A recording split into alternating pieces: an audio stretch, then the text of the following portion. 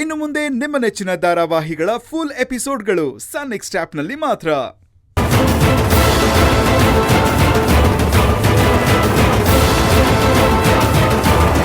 ನನಗೆ ಅನ್ಯಾಯ ಆಗಿದೆ, ಯಾರಾದರೂ ನನಗೆ ನ್ಯಾಯ ಕೊಡಿಸಿ.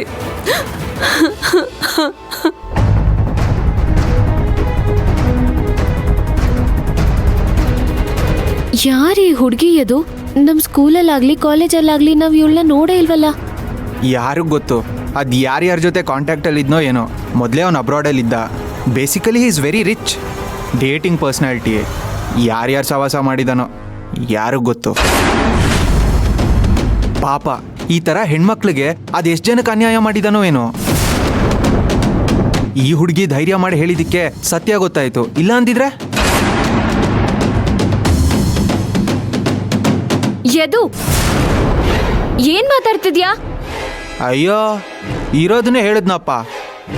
ಇದ್ದಿದ್ದಂಗೆ ಹೇಳಿದ್ರೆ ಎದ್ ಬಂದು ಎದೆಗೋದ್ರಂತೆ. ಹಾಗಾಯ್ತು ನಿನ್ ಕತೆ. Shut up.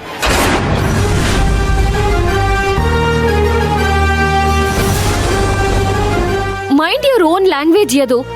ಅಲ್ಲ, ಪ್ರೀತು ನಮ್ ಜೊತೆ ಇರೋನು, ಅವನ್ನ ಎಷ್ಟು ಹತ್ರದಿಂದ ನೋಡಿದ್ಯಾ? ಅಂತವನ್ ಬಗ್ಗೆ ಇಷ್ಟು ಕೆಟ್ಟದಾಗ ಯೋಚನೆ ಮಾಡೋದಕ್ಕೆ ಹೇಗ್ ಸಾಧ್ಯ?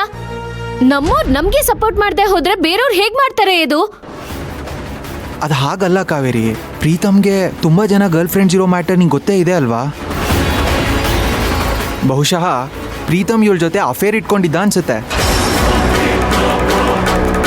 ಆಮೇಲೆ ಏನ್ ಆಮೇಲೆ?